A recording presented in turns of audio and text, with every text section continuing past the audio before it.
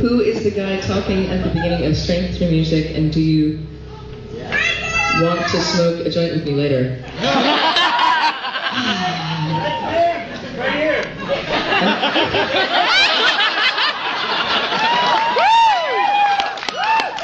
Oh, is this yours? Is this one yours?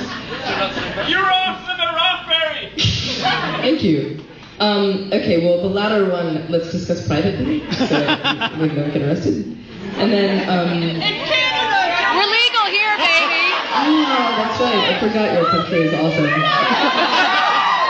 have to say, I'm especially fond of your country lately because I just discovered a band and a couple of musicians from Canada who are like my new favorite thing ever, Tegan and Sarah. And Steven's favorite band is Silver Mountain Zion. I should have, I've been thinking about doing a Tegan and Sarah cover on this tour, and I totally should have done it. It hurts. Stopping him. Anyway, to answer your question, the guy at the, because I didn't practice it. The guy at the beginning of it's a sample at the beginning of that song, and it's taken from an online Flash animation cartoon called Strindberg and Helium, which is not very well known, but if you Google it, you'll find it, and it's totally out of context. So it's important that you not take it too seriously. I was kind of worried that people would find out what it was from, and then it would kind of ruin the song for them, which I think is possible because the animation is actually really funny if you watch the whole thing. It's August. Yeah, it's August. It's like a little cartoon of August Strindberg, and actual quotes pulled from August Strindberg books. But and sort of, so he's like always lying around on a couch or sitting at a bar going like, life is meaningless. There's no chance of a real lasting happiness. And then he's got this pet balloon that just sort of like floats in, and it's like,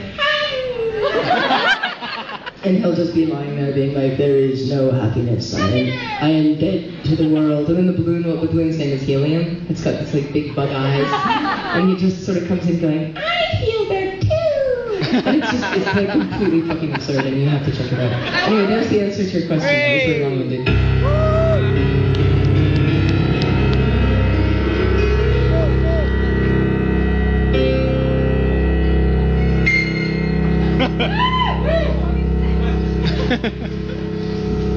Is Oasis a true story? Before the show tonight, I read a really great article in the New York Times written by Roseanne Cash, and she talks about the title of the article is perfect. It's called "Don't Fact Check the Soul," and she talks about how a songwriter, it's really, really hard to constantly answer every journalist basically asks every songwriter the same question, which is how much of your songs are real and how much are fake and how much are fiction, and it's basically fucking everything is real. I mean, so definitely there are factual things that happen in my life that weave their way into every single song, but that song was meant purely as like a really, really ironic joke, obviously, if you can tell by listening to it. But yes, like there are things in that have like, I had an abortion when I was 17, and when I went to go get it with my mother, who kindly drove me there with my boyfriend, who had gotten me pregnant. Now you know way more about me than you ever need to know. But there were definitely some fundamentalist Christians who like attacked us upon getting out of the car, and it was really fucking bad. Maybe now everything will be okay though, because we have an awesome new president coming in. But no, like I did not become pregnant by being date raped at a frat party. Thank God, which that would have been really, really sad. But it certainly happens to people that I know. So it's sort of one of those things where like life and fact and fiction. Did I what? No, and you know what? I thought that Melissa Mahoney was a fake name that I came up with from out of nowhere, but it turns out that it wasn't.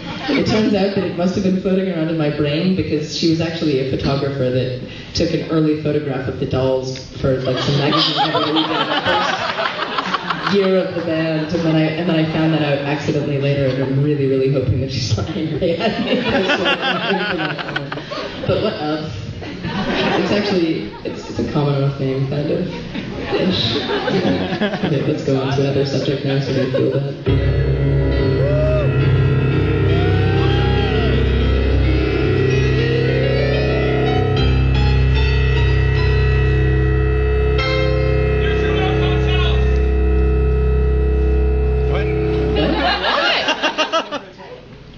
Are you nervous to take trains now? Because they might hit someone? No, I blogged about this. I was on a train the other day that hit somebody, but then it ended up being really nice because the guy survived. No, I'm not nervous to take trains. I feel safer on a train than I do fucking walking down the street. Like it seems so simple. There's not much that can happen to a train versus a car or a plane. I don't know. Watch for the car that's gonna hit you. How do I feel about the train thing? That's like a bad therapist question. I don't give that much thought to the situation. I don't know. Training is my favorite form of transportation and will probably remain so. But I love flying too. I was talking about something with this because we were talking about the whole people jumping in front of trains, and I was talking to Katie Kay, our wonderful tour manager, about this.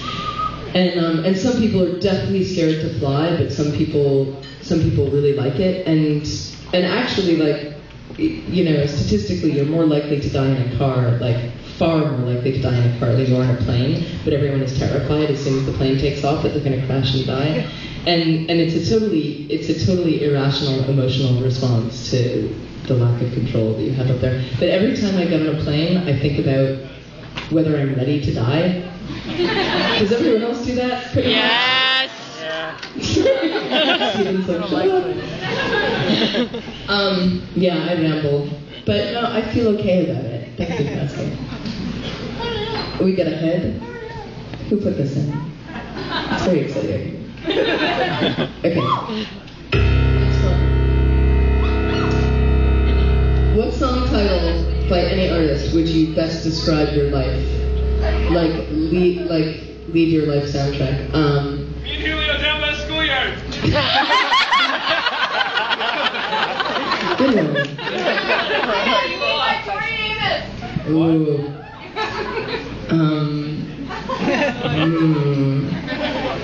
Oh, that's a good. It's probably a Smith song. I'm trying to think of a good one. Oh, Sing Us Now. We hate it when our friends become successful. Something like that. Big Man Strikes Again. Big Man Strikes Again, which we played earlier. Yeah. What? The Bomb? Is it a Smith song?